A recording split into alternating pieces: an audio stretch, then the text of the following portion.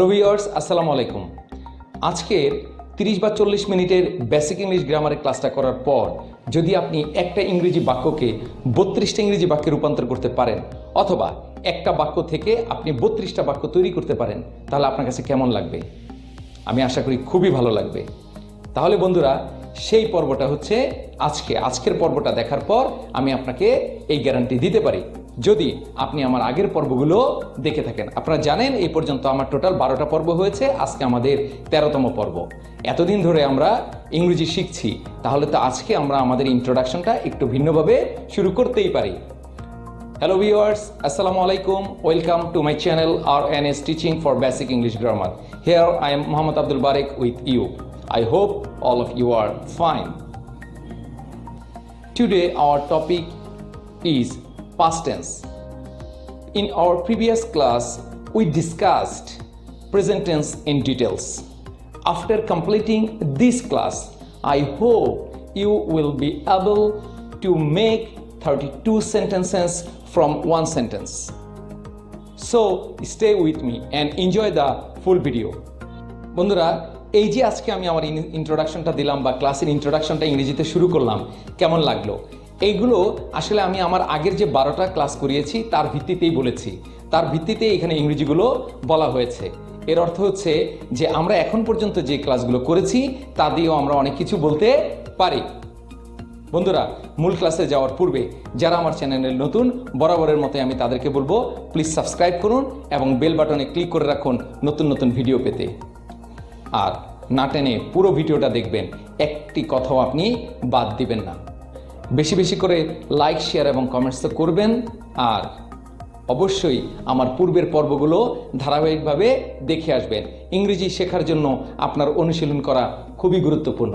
আমি আশা করি প্রতিদিন কিছুটা সময় আপনি ইংরেজি শেখার পেছনে ব্যয় করবেন, তাহলে অবশ্যই আপনি কিছুদিন পর ইংরেজিতে ভালো করবেন।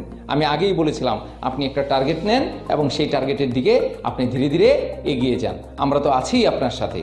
ধন্যবাদ। তাহলে আমরা শুরু করছি আমাদের আজকের টপিক। তাহলে বন্ধুরা, আমরা এখন পুরো পাস্ট টেন্সটাকে দেখব এবং আমরা এটা আগেই বলে নিচ্ছি যে আজকের ক্লাস শেষে অবশ্যই আমরা একটা বাক্য থেকে 32টা বাক্য তৈরি করব। ক্লাস শেষের দিকে আমি পুরো একটা বাক্য দিয়ে 32টা বাক্য বানিয়ে দেখাবো। আশা করি আপনাদের বুঝতে খুব অসুবিধা হবে না। আমরা যেটা দেখতে পাচ্ছি সেটা হচ্ছে যে পাস্ট টেন্স।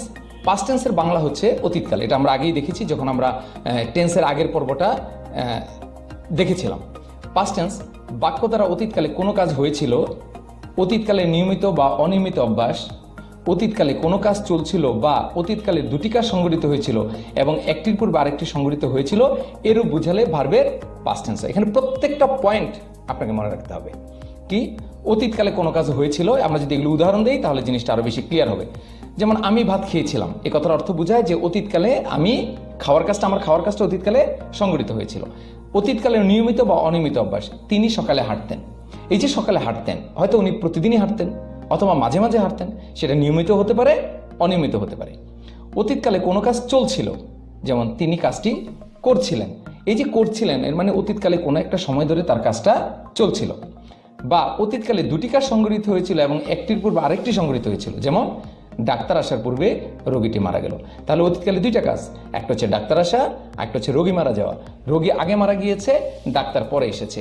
তাহলে এই যে আমরা বাংলা উদাহরণগুলো দেখলাম, এই সবগুলি হচ্ছে পাস্ট টেন্স বা অতীতকালের উদাহরণ। সেই হিসেবে যেমন আমি ভাত খেয়েছিলাম, আই এট রাইস, তিনি হাঁটতেন, হি ইউজ টু ওয়ার্ক, তিনি কাজটি করেছিলেন, he was doing the work. Doctor আসার পূর্বে রোগীটি মারা গেল, the patient had died before the doctor came. তাহলে এই উদাহরণগুলো আমরা দেখলাম। আমরা এগুলো কিভাবে গঠন করব সেটা তো আমরা দেখব এখন। পাস্ট টেন্স মানে হচ্ছে অতীতকাল। ঠিক একইভাবে পাস্ট টেন্স 4 প্রকার: পাস্ট ইনডিফিনিট টেন্স সাধারণ অতীতকাল, পাস্ট কন্টিনিউয়াস টেন্স ঘটমান অতীতকাল, পাস্ট পারফেক্ট পুরাগঠিত অতীতকাল, পাস্ট পারফেক্ট কন্টিনিউয়াস নিত্য বৃত্ত অতীতকাল অথবা অতীত অনুজ্ঞা। আমরা এখন মূল গঠনে চলে যাব।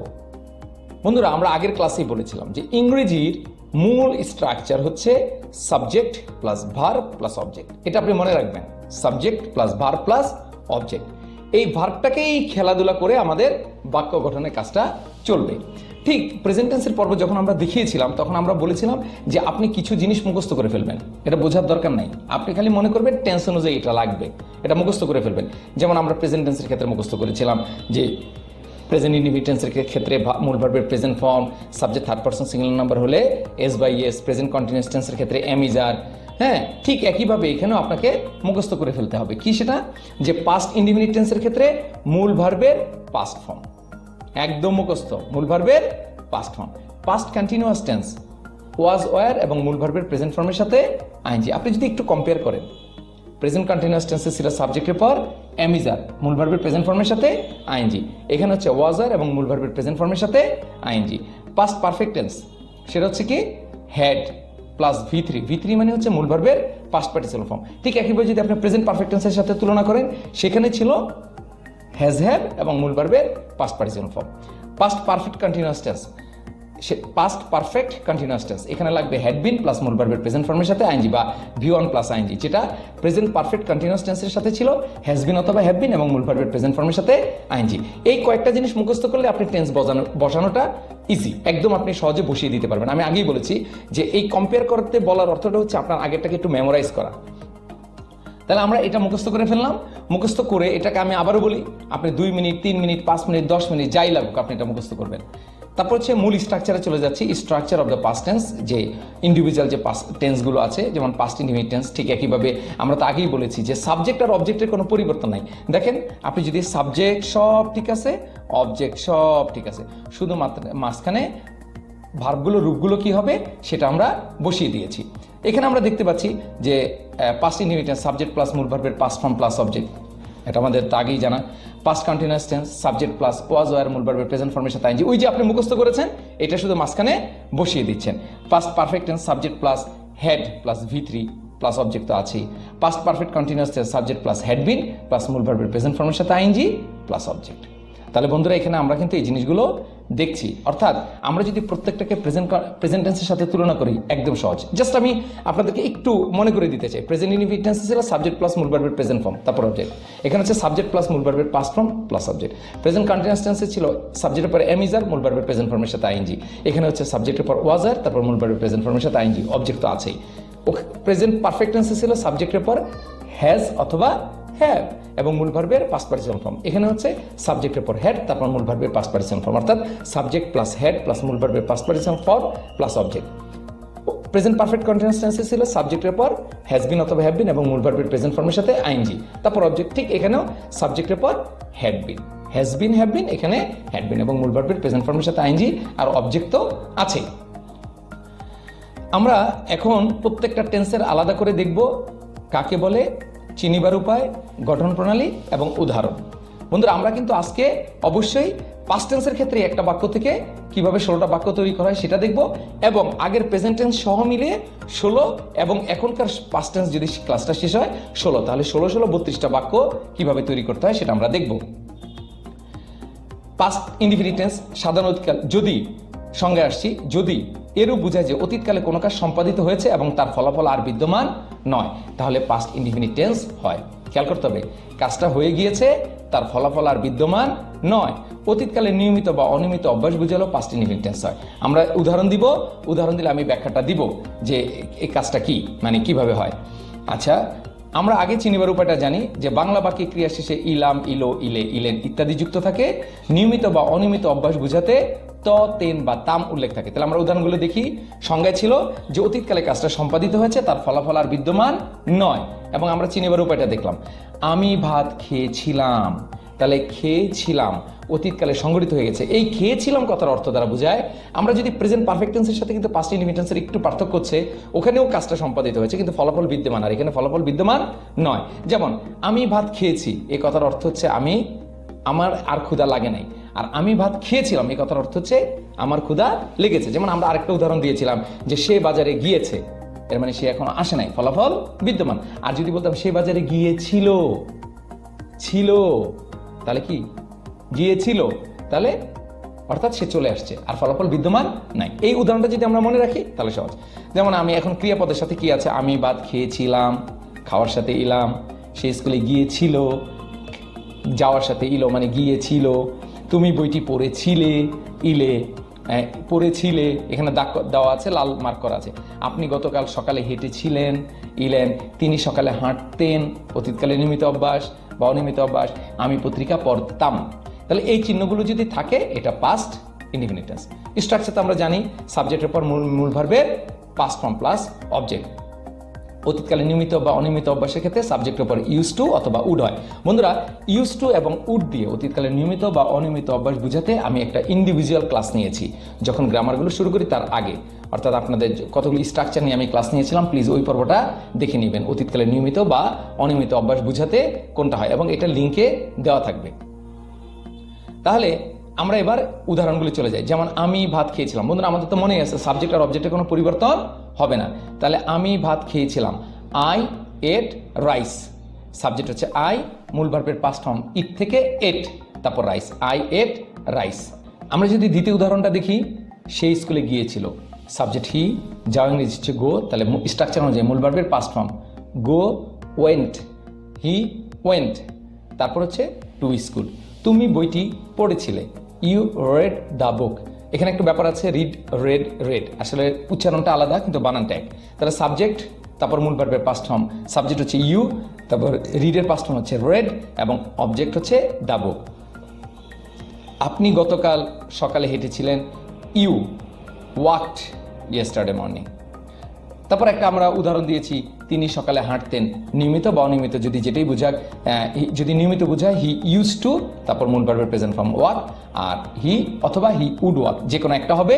নিয়মিত বোঝালে ইউজ টু, অনিয়মিত অভ্যাস বোঝালে উড। এটা আপনাদেরকে আমি আগেই বলেছি, এটা এখানে আলোচনা করবো না, আপনারা আরেকটা পর্ব দেখে নেবেন। তাহলে বন্ধুরা, আমরা এই স্ট্রাকচার এবং উদাহরণ থেকে বুঝলাম যে সাবজেক্টের পর শুধুমাত্র মূল ভার্বের পাস্ট ফর্ম। যেমন আমরা এই যে কথাটা বলছিলাম যে আই ইট রাইস, যেটা প্রেজেন্ট টেন্সের ক্ষেত্রে ছিল, খেয়াল করেন পার্থক্য করে, শুধু আই ইট রাইস হয়ে গেছে আই এট রাইস, আইও ঠিক আছে, রাইসও ঠিক আছে, শুধু ইট হয়েছে এট। তাহলে তো আপনি বাক্য গঠন করতে পারেন। এরপর আসি আমরা, পরেরটা হচ্ছে ঘটমান অতীতকাল। অতীতকালে কোনো একটি কাজ চলিতে ছিল বা চলছিল বুঝাতে পাস্ট কন্টিনিউয়াস টেন্সে। প্রেজেন্ট কন্টিনিউয়াস টেন্সে ছিল, বর্তমানে চলিতেছে, আর পাস্ট কন্টিনিউয়াস টেন্সে অতীতকালে চলিতে ছিল। যাই হোক, বাংলা বাক্যে ক্রিয়া শেষে তেছিলাম, তেছিল, তেছিলে, তেছিলেন ইত্যাদি যুক্ত থাকে, এবং কাজটা কতক্ষণ ধরে চলছিল এটা কিন্তু বলা থাকবে না। তাহলে যেমন উদাহরণ যদি দেই, আমি ভাত খাইতেছিলাম বা খাচ্ছিলাম, লাল চিহ্ন করে দেওয়া আছে তেছিলাম। সেই স্কুলে যাইতেছিল বা যাচ্ছিল। তুমি অঙ্কটি করিতেছিলে বা তেছিলে। আপনি গল্পটি বলিতেছিলেন বা তেছিলেন বা বলছিলেন। এই যে এই চিহ্নগুলো দেখে আমরা বুঝে ফেললাম কি এটা পাস্ট কন্টিনিউয়াস টেন্সের sentence. Structure subject plus was were, এবং মূল ভার্বের present form V one plus ING, মানে মূল ভার্বের প্রেজেন্ট ফর্মের সাথে আইএনজি প্লাস অবজেক্ট। আমরা তো আগেই বলেছি ভি1 মানে মূল ভার্বের প্রেজেন্ট ফর্ম, আর ভি2 মানে মূল ভার্বের পাস্ট ফর্ম, ভি3 মানে হচ্ছে মূল ভার্বের পাস্ট পার্টিসিপেন্ট ফর্ম। এখানে একটা নোট আছে, সাবজেক্ট যদি ফার্স্ট পার্সন এবং থার্ড পার্সন সিঙ্গুলার নাম্বার হয় তাহলে ওয়াজ, আর বাকি সবার ক্ষেত্রে ওয়্যার। এটা কিন্তু আপনাকে মুখস্থ রাখতে হবে। হ্যাঁ, আচ্ছা, আমরা এখন উদাহরণটায় চলে যাই। যেমন আগে উদাহরণ ছিল আমি ভাত খেয়েছিলাম, আর এখন হবে আমি ভাত খাইতেছিলাম। তাহলে স্ট্রাকচারের যাই, সাবজেক্ট সূত্রের ওয়াজ অথবা ওয়্যারের ওয়াজ, যেহেতু I first person singular number, তারপর মূল ভার্বের প্রেজেন্ট ফর্মের সাথে আইএনজি, খাওয়া ইংরেজি হচ্ছে ইট, তার সাথে ইটিং, তারপর অবজেক্ট হচ্ছে রাইস। তাহলে বাক্যটা কি হলো? I was eating rice. আমরা যদি পাস্ট ইনডিফিনিট টেন্সের সাথে তুলনা করি, আই এট রাইস, আর এখানে হচ্ছে আই ওয়াজ ইটিং রাইস। যদি আমি বোঝার জন্য পাস্ট প্রেজেন্ট কন্টিনিউয়াস টেন্সের সাথে কম্পেয়ার করি, প্রেজেন্ট কন্টিনিউয়াস টেন্স সাবজেক্টের পর এম ইজ আর, আমি ভাত খাইতেছি, আই এম ইটিং রাইস, আর এখানে শুধু আই ওয়াজ ইটিং রাইস, সব ঠিক আছে, শুধু এম এর জায়গায় ওয়াজ। এটা আপনাকে একটু খেয়াল রাখতে হবে, আমি বারবার বলতেছি যাতে আপনার ওই জিনিসটা মেমোরিতে আসে, এবং অবশ্যই আপনারা আগের পর্বগুলো কিন্তু দেখে আসবেন, তাহলে আপনাদের জন্য সুবিধা হবে। তারপর সেই স্কুলে যাইতেছিল, হি ওয়াজ গোয়িং টু স্কুল। কারণ আমি যদি বলি সেই স্কুলে যাইতেছে প্রেজেন্ট টেন্সে, আপনি বলে দেবেন he is going to school, শুধু ওয়াজের জায়গায় ইজ। এই তো, মানে এম ইজারের পাস্ট ফর্ম হচ্ছে ওয়াজ ওয়্যার, আর ওয়াজ ওয়্যারের প্রেজেন্ট ফর্ম হচ্ছে এম ইজার। ঠিক আছে, subject third person singular number, এই জন্য ওয়াজ ওয়াজ। তুমি অঙ্কটি করিতেছিলে, তাহলে সাবজেক্ট ইউ, তারপর were doing the sum, you were doing the sum, সূত্রের ওয়্যার এবং ডু এর সাথে আইএনজি। প্রেজেন্ট কন্টিনিউয়াস টেন্স হলে হয়তো ইউ আর ডুইং দ্য সাম, যেহেতু সেকেন্ড পার্সন সেহেতু কি হয়েছে ওয়্যার। তারা বল খেলিতেছিল বা খেলছিল, তাহলে সাবজেক্ট দে, ওয়াজ অথবা ওয়্যারের ওয়্যার, দে ওয়্যার প্লেইং বল। ঠিক আছে, একদম আপনি স্ট্রাকচারের সাথে মিলিয়ে মিলিয়ে বসান, এই যে দে, তারপর হচ্ছে ওয়ার, তারপর মূল ভার্বের প্রেজেন্ট ফর্মের সাথে আইএনজি, প্লে এর সাথে প্লে, তারপর অবজেক্ট হচ্ছে বল। বন্ধুরা এটা আমরা দেখলাম প্রেজেন্ট, এখন যেটা দেখলাম সেটা হচ্ছে পাস্ট কন্টিনিউয়াস টেন্স। এখন আমরা যাব পাস্ট পারফেক্ট টেন্স। মজার ব্যাপার হচ্ছে এই টেন্সের ভিতরে সবাই বলে পাস্ট পারফেক্ট টেন্সটা একটু কঠিন, কিন্তু আপনি কঠিন মনে করবেনই না, কেননা স্ট্রাকচার তো আপনি শিখেই ফেলেছেন, মুখস্থ, শুধু বসানোই তো কাজ।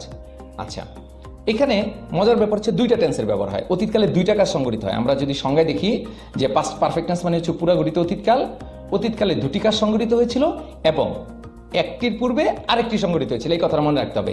অতীতকালে দুইটা কাজ সংগঠিত হয়েছিল, একটির পূর্বে আরেকটি। যদি এইভাবে চিন্তা করি যে কাজটা আগে হয়েছিল সেটা পাস্ট পারফেক্ট, আর যে কাজটা পরে হবে সেটা পাস্ট ইনডিফিনিট। অর্থাৎ আপনার যদি পাস্ট ইনডিফিনিট টেন্স শেখা থাকে আর পাস্ট পারফেক্ট টেন্সের স্ট্রাকচার জানা থাকে, দুইটা একসাথে আপনি বসিয়ে দিবেন, বসিয়ে মাঝখানে একটা বিফোর অথবা আফটার বা যেরকম কোনো বাক্য লাগবে সেটা এসে বসবে। আমরা তাহলে উদাহরণ দিলে এই ব্যাপারটা ক্লিয়ার হবে। তাহলে সংজ্ঞা কি? অতীতকালে দুটি কাজ সংগঠিত হয়েছে এবং একটির পূর্বে আরেকটি সংগঠিত হয়েছিল। এরূপ বুঝালে যে কাজটি আগে হয়েছিল, সম্পন্ন হয়েছিল, সেটি হচ্ছে পাস্ট পারফেক্ট টেন্স, এবং যে কাজটি পরে সংগঠিত হয়েছিল সেটি হচ্ছে পাস্ট ইনডিফিনিট টেন্স। বাংলা বাক্যে ক্রিয়া শেষে পাস্ট ইনডিফিনিট টেন্সের যে চিহ্ন ইলাম, ইলো, ইলে, ইলেন ইত্যাদি যুক্ত থাকে, তবে সবসময় না, কেননা এখানে দুইটি ক্রিয়া যুক্ত থাকে, দুইটা ক্রিয়া থাকে, মানে দুইটা কাজ, কিন্তু দুটি কাজের মাঝখানে পূর্বে, পরে, তখন ইত্যাদি উল্লেখ থাকে।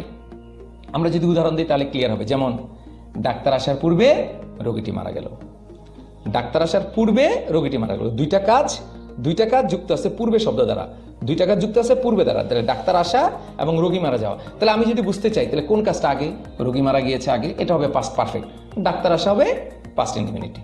শিক্ষক ক্লাসে প্রবেশের পর ছাত্ররা দাঁড়ালো, তাহলে দুইটা কাজ, শিক্ষক ক্লাসে প্রবেশ করা একটা, ছাত্ররা দাঁড়ানো একটা, এখানে যুক্ত আছে কি দ্বারা? পর দ্বারা। তাহলে শিক্ষক ক্লাসে প্রবেশের পর ছাত্ররা দাঁড়ালো, তাহলে কোন কাজটা আগে? শিক্ষক আগে ঢুকেছেন, তারপর ছাত্ররা দাঁড়িয়েছে, তাহলে শিক্ষক ঢোকার হচ্ছে পাস্ট পারফেক্ট, আর ছাত্রদের দাঁড়ানো হচ্ছে পাস্ট ইনডিফিনিট। ঠিক একইভাবে আমি স্কুলে গিয়ে পৌঁছালাম, তখন বৃষ্টি শুরু হলো, শিক্ষক ক্লাসে ঢুকতে না ঢুকতে ছাত্ররা দাঁড়ালো। এখানে একটা মজার ব্যাপার হচ্ছে কোনো কাজ হতে না হতেই যদি আরেকটা কাজ হয় অতীতকালে, অথবা কোনো কাজ হওয়া মাত্র যদি আরেকটা কাজ হয়, এটাও পাস্ট পারফেক্ট টেন্স হয়। তবে এই উদাহরণটা আমরা বিস্তারিত পরে আলাপ করব, আরেকটা পর্ব আমরা ইন্ডিভিজুয়াল পাস্ট পারফেক্ট টেন্সের করব, সেক্ষেত্রে আমরা আজকে সাধারণ ফর্মেটটা শুধু শিখব। আচ্ছা, স্ট্রাকচার তো আমরা জানি সাবজেক্ট প্লাস হেড প্লাস মূল ভার্বের past participle form plus object, মানে V3 প্লাস অবজেক্ট, মানে V3 মানে তো মূল ভার্বের পাস্ট পার্টিসিপাল ফর্ম। এখানে একটা কথা আছে, বিফোর আফটার, এই কথাটা একটু মনে রাখতে হবে, মজার ব্যাপার। Before after. বিফোর কথার মানে হচ্ছে বিফোরের আগে, বিফোরের অর্থ হচ্ছে পূর্বে, বিফোরের আগে পাস্ট পারফেক্ট, আফটার মানে আফটারের পরে পাস্ট পারফেক্ট। তাহলে বিফোরের আগে যদি পাস্ট পারফেক্ট হয়, বিফোরের পরে হবে পাস্ট ইনডিফিনিট, আফটারের পরে যদি পাস্ট পারফেক্ট হয়, আফটারের আগে হবে পাস্ট ইনডিফিনিট। আমরা উদাহরণ দিই তাহলে ক্লিয়ার হয়ে যাবে। এখানে আমরা স্ট্রাকচার একটু দেখতে পারি, past perfect tense plus before plus past indefinite tense, আর past indefinite plus after plus past perfect. আপনি শুধু এইভাবে মনে রাখেন যে বিফোরের আগে পাস্ট ইনডিফিনিট পাস্ট পারফেক্ট, বিফোরের পরে পাস্ট ইনডিফিনিট, আর আফটারের পরে পাস্ট পারফেক্ট, আগে পাস্ট ইনডিফিনিট। আমরা যদি উদাহরণটা দিই তাহলে ক্লিয়ার। ডাক্তার আসার পূর্বে রোগীটি মারা গেল, আপনি তো আগেই ধরে নিয়েছেন ডাক্তার আসার পূর্বে রোগীটি মারা গেল, তাহলে রোগী মারা যাওয়ার কাজটা হচ্ছে পাস্ট পারফেক্ট, আর ডাক্তার আসা হচ্ছে পাস্ট ইনডিফিনিট। তাহলে আমরা বসাবো, তাহলে শিক্ষক ক্লাসে প্রবেশের পর ছাত্ররা দাঁড়ালো। The students stood up after the teacher had entered the class. একদম আপনি শুধু দুইটা টেন্সকে মাঝখানে আফটার দিয়ে বসিয়ে দিয়েছেন, দুইটা আফটার মাঝখানে দুই পাশে দুইটা টেন্স, আফটারের পরে পাস্ট পারফেক্ট, আগে পাস্ট ইনডিফিনিট। আশা করি বন্ধুরা আপনারা বুঝতে পেরেছেন। এরপর আমরা যাব পাস্ট পারফেক্ট কন্টিনিউয়াস টেন্স। নিত্যবৃত্ত অতীতকাল বা অতীত অনুজ্ঞা, অতীতকালে কোনো একটি কাজ হওয়ার আগে আরেকটা কাজ কিছুক্ষণ ধরে চলছিল, যেহেতু কন্টিনিউয়াস, এর মানে সহজ কথা, কোনো একটা কাজ অতীতকালে চলছিল, এটা বুঝালেই পাস্ট পারফেক্ট কন্টিনিউয়াস টেন্স হবে। অতীতের দুইটা কাজের মধ্যে একটা কাজ আগে কিছুক্ষণ ধরে চলছিল, যদি এরূপ বোঝায়। ঠিক একইভাবে চিনিবার উপায় কন্টিনিউয়াস টেন্সের মতো তেছিলাম, তেছিল, তেছিলে, তেছিলেন।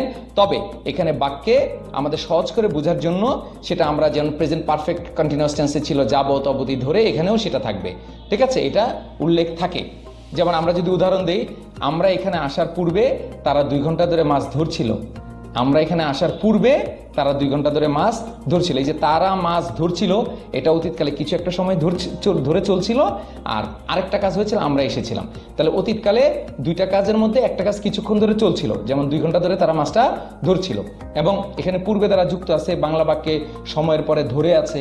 ঠিক এরকম এইভাবে ফরিদ 2 বছর যাবৎ একই ক্লাসে পড়িতেছিল, তাহলে 2 বছর যাবৎ একই ক্লাসে পড়িতেছিল, এটাও বোঝায়, অর্থাৎ অতীতকালে কোনো একটা কাজ কিছু সময় ধরে চলছিল। স্ট্রাকচার যদি দেখি, subject plus had been, present perfect continuous টেন্সের সাথে মিলালে সাবজেক্ট প্লাস হ্যাজ বিন অথবা হ্যাভ বিন, আর এখানে সাবজেক্ট প্লাস হ্যাভ বিন, আর বাকি সব মূল ভার্বের প্রেজেন্ট ফর্মের সাথে আইএনজি প্লাস অবজেক্ট, প্রয়োজনে ফর অথবা সিন্স, যেটা যেভাবে লাগে ওইটা আছে। সো অবশ্যই আপনাদেরকে আগের পর্বটা কিন্তু দেখতে হবে। আমি আপনাদের কাছে রিকোয়েস্ট করছি, আপনি আগের পর্বটা খুব মনোযোগ দিয়ে দেখবেন। আমি আগেই বলেছি যে আপনি টেন্স শিখতে চান, আপনাকে অবশ্যই, আপনি ইংরেজি শিখতে চান, অবশ্যই আপনাকে টেন্সের উপরে মনোযোগ দিতে হবে।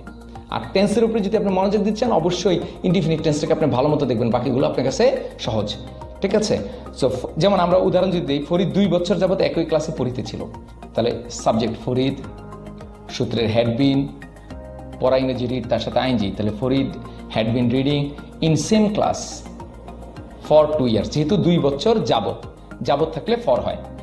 আমরা এখানে আসার পূর্বে তারা 2 ঘন্টা ধরে মাছ ধরিতেছিল, তাহলে তারা মাছ ধরিতেছিল অতীতকালে, এটা হবে পাস্ট পারফেক্ট কন্টিনিউয়াস টেন্স। দে সূত্রের, তারপর হ্যাড বিন, সরি দে হচ্ছে সাবজেক্ট, তারপর হচ্ছে had been, they had been catching fishes for 2 hours. এতটুকু হয়। তারপর আমরা দিয়েছি বিফোর উই কেম হেয়ার, আমরা এখানে আসার পূর্বে দ্বারা পরের অংশটা পাস্ট ইনডিফিনিট টেন্স হয়েছে। এগুলোর ব্যবহারটা আমাদের একটু কম, কিন্তু আপনাকে তো অবশ্যই জানা থাকতে হবে যদি আপনি ইংরেজি শিখতে চান। তাহলে বন্ধুরা, আমরা past indefinite, past continuous, past perfect continuous সবগুলো টেন্সই দেখলাম। এখন আমরা দেখব, আমরা অ্যাফার্মেটিভ স্ট্রাকচারটা দেখলাম, স্বাভাবিক স্ট্রাকচারটা দেখলাম, সাধারণ স্ট্রাকচারটা দেখলাম। এখন আমরা দেখব এটা থেকে কিভাবে 4টা বাক্য তৈরি করা যায়। কি? Affirmative, negative, interrogative, negative interrogative. তাহলে তো 4 4 16টা বাক্য হবে। এবং প্রেজেন্ট টেন্সে আমরা 16টা বাক্য শিখেছিলাম, আজকে সেই 16টা আর এই 16টা মিলে 32টা বাক্য হবে। আচ্ছা, তাহলে আমরা দেখি পাস্ট ইনডিফিনিট টেন্স। বন্ধুরা, স্ট্রাকচার যদি আপনারা আগে তো আমাদের মুখস্থ আছেই, সাবজেক্ট প্লাস মূল ভার্বের পাস্ট ফর্ম প্লাস অবজেক্ট, মানে V2 প্লাস অবজেক্ট। আমরা প্রেজেন্ট টেন্সে শিখেছিলাম যে নেগেটিভ করার সময় সাবজেক্টের পর ডু নট অথবা ডাজ নট, আর এখানে ডিড নট, অর্থাৎ ডু এবং ডাজের পাস্ট ফর্ম হচ্ছে ডিড। সিম্পল, আগেও মূল ভার্বের প্রেজেন্ট ফর্ম, এখনও মূল ভার্বের প্রেজেন্ট ফর্ম। যেহেতু ডু এর বা ডাজের পরিবর্তে ডিড হয়ে গিয়েছে, একটা বাক্যে ইংরেজিতে কখনো পরপর ভার্বের একই রকম 2টা ফর্ম ব্যবহৃত হইতে পারে না। ঠিক আছে? তাহলে যেমন, এবং নেগেটিভ করার সময় সাবজেক্টের পর ডিড নট, যেটা আমরা মুখস্থ করার সময় বলেছিলাম যে নেগেটিভ করার সময় যে আপনি মুখস্থ করে ফেলবেন, সেখানে আমরা স্ট্রাকচারে দেখিয়েছিলাম যে নেগেটিভের বেলায় ডিড নট, তাহলে subject plus did not plus মূল ভার্বের প্রেজেন্ট ফর্ম প্লাস অবজেক্ট।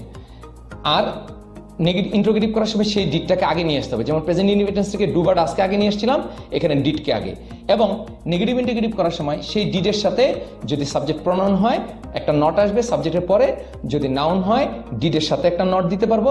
যদি কন্ট্রাক্টেড নেগেটিভ ফর্ম ব্যবহার করি তাহলে আমরা কি করব, ডিডেন্ট লিখে দিব, তখন সাবজেক্ট নাউন না প্রনাউন এটা আমার বিবেচনা নেওয়ার প্রয়োজন নাই। তাহলে আমরা উদাহরণ দেখি। তাহলে আমরা যদি এখন এই উদাহরণটা দিয়ে দেখি কিভাবে 4টা বাক্য তৈরি করি। Past indefinite tense, affirmative form, subject plus মূল ভার্বের পাস্ট ফর্ম প্লাস সাবজেক্ট, এটা আমরা মনে রাখলাম। এখন উদাহরণ, আমি ভাত খেয়েছিলাম, আই এট রাইস।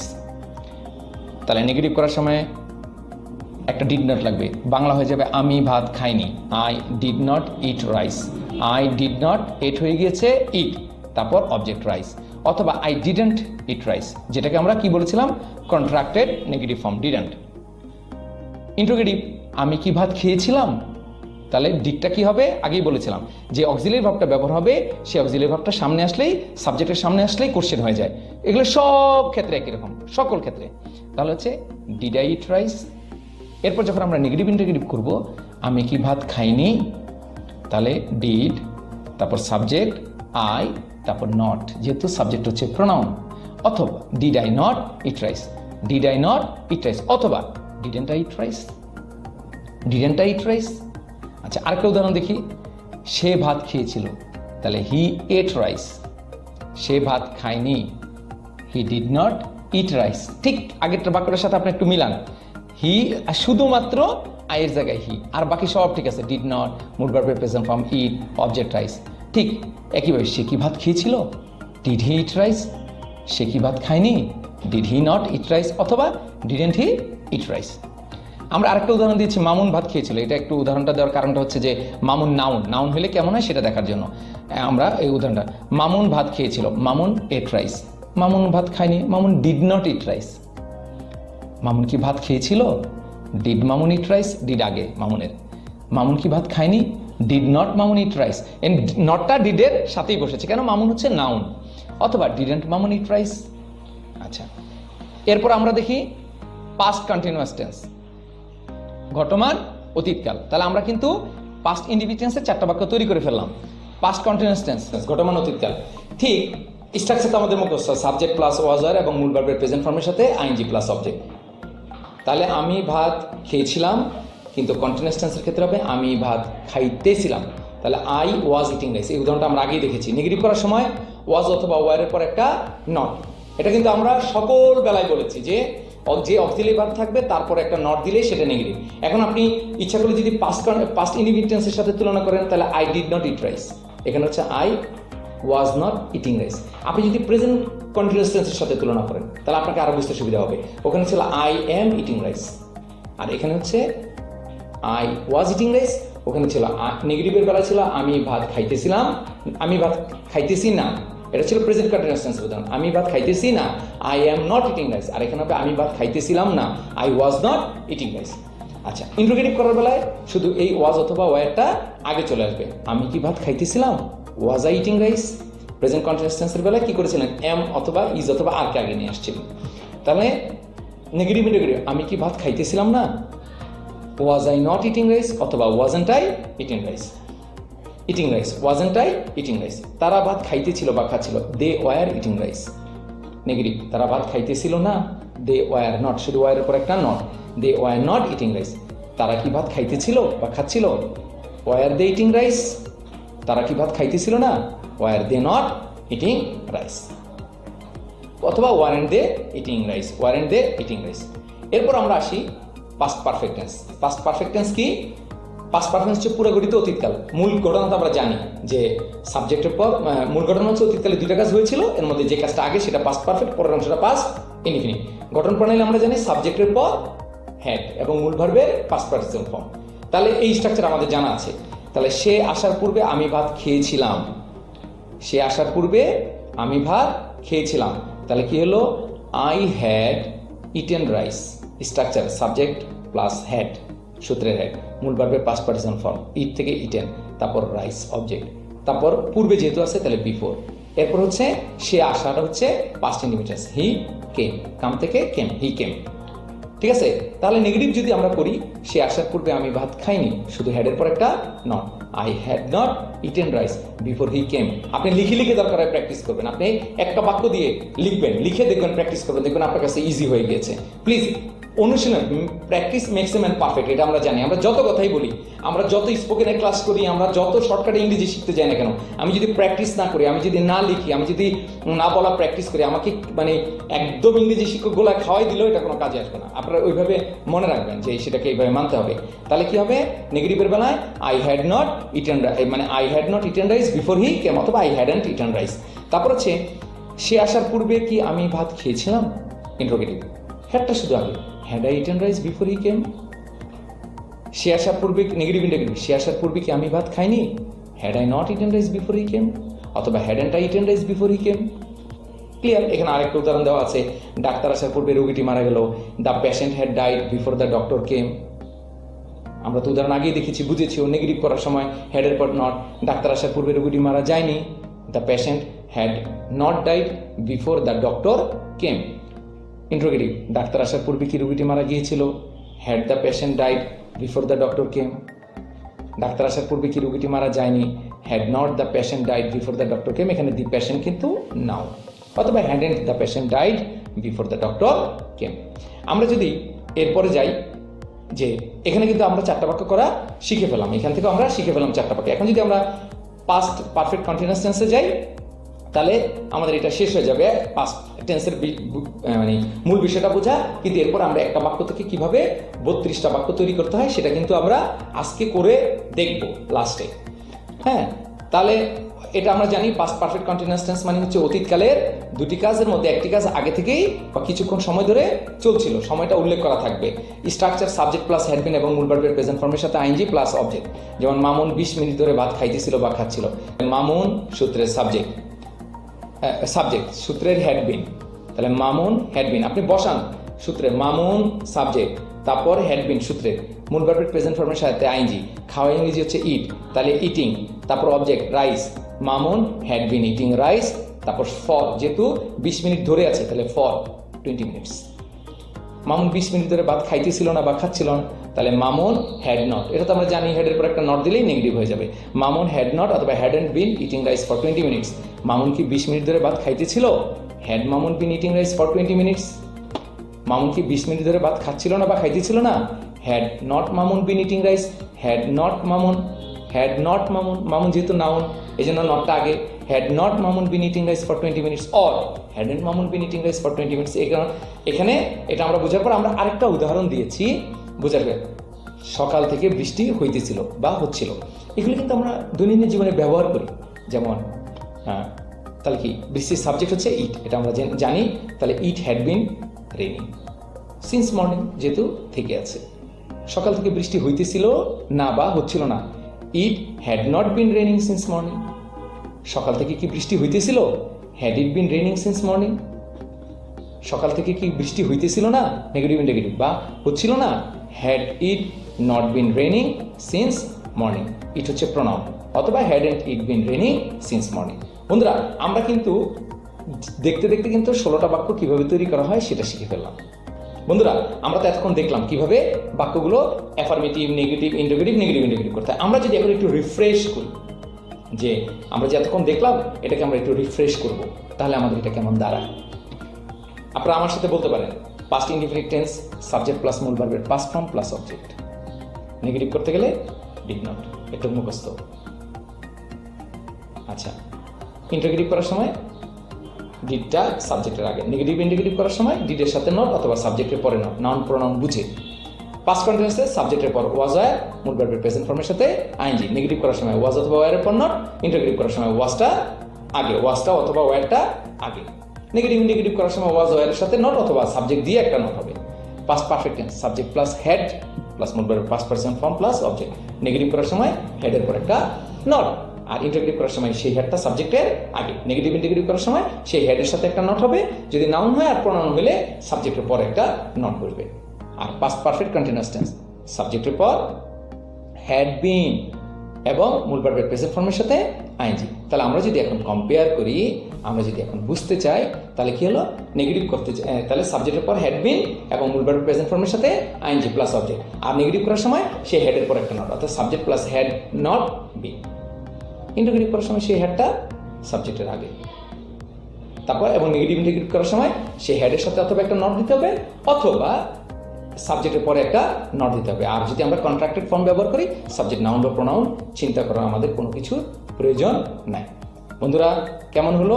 এটা হচ্ছে আমরা এখন কি করলাম, বুঝলাম যে একটা বাক্য থেকে কিভাবে 16টা বাক্য তৈরি করা হয়। তাহলে বন্ধুরা এতক্ষণ আমরা যে জিনিসটা দেখলাম, পাস্ট টেন্সে কিভাবে 16টা বাক্য তৈরি করা হয় একটা বাক্য থেকে। আমি বলেছিলাম যে আমরা আজকে ক্লাস শেষে দেখব একটা বাক্য থেকে কিভাবে 32টা বাক্য তৈরি করা হয় শুধুমাত্র প্রেজেন্ট টেন্স এবং পাস্ট টেন্স ব্যবহার করে। আমরা একটা উদাহরণ দিব অবশ্যই, এবং উদাহরণ দিয়ে 32টা বাক্য তৈরি করব। আপনারা আমার সাথে প্রথমে খেয়াল করবেন এবং পরে ভিডিওটা দেখে বারবার প্র্যাকটিস করবেন এবং অবশ্যই আগের পর্বটা দেখে নেবেন। তাহলে আমরা শুরু করি। যেমন একটা বাক্য যদি আমরা বলি, সে একটি চিঠি লেখে। সে একটি চিঠি লেখে। প্রেজেন্ট ইনডিফিনিট টেন্সে 4টা ফর্ম করছি আমরা এখন। সে একটি চিঠি লেখে, হি রাইটস এ লেটার। সে একটি চিঠি লেখে না, he does not write a letter. সে কি একটি চিঠি লেখে, does he write a letter. সে কি একটি চিঠি লিখে না, does he not write a letter অথবা doesn't he write a letter. Present continuous tense affirmative, সে একটি চিঠি লিখিতেছে, he is writing a letter. Negative, সে একটি চিঠি লিখিতেছে না, he is not writing a letter. Interrogative, সে কি একটি চিঠি লিখিতেছে, is he writing a letter. সে কি একটি চিঠি লিখিতেছে না, is he not writing a letter অথবা isn't he writing a letter. Present perfect tense affirmative, সে একটি চিঠি লিখেছে। He has written a letter, সে একটি চিঠি লিখেনি। He has not written a letter অথবা he hasn't written a letter. সে কি একটি চিঠি লিখেছে? Has he written a letter. সে কি একটি চিঠি লিখেনি? Has he not written a letter অথবা hasn't he written a letter. Present perfect continuous tense affirmative, সে 1 ঘন্টা ধরে একটি চিঠি লিখিতেছে। He has been writing a letter for 1 hour. সে 1 ঘন্টা ধরে একটি চিঠি লিখছে না বা লিখিতেছে না। He has not been writing a letter for 1 hour. সে কি 1 ঘন্টা ধরে একটি চিঠি লিখিতেছে? Has he been writing a letter for 1 hour. সে কি 1 ঘন্টা ধরে একটি চিঠি লিখিতেছে না? Has he not been writing a letter for 1 hour অথবা hasn't he been writing a letter for 1 hour. 16টা হয়ে গেল। এবার যাব আমরা পাস্ট টেন্সে, পাস্ট ইনডিফিনিট টেন্স অ্যাফার্মেটিভ, সে একটি চিঠি লিখেছিল। হি রোট এ লেটার। নেগেটিভ, সে একটি চিঠি লিখেনি। He did not write a letter. সে কি একটি চিঠি লিখেছিল? Did he write a letter. সে কি একটি চিঠি লিখেনি? Did he not write a letter অথবা didn't he write a letter.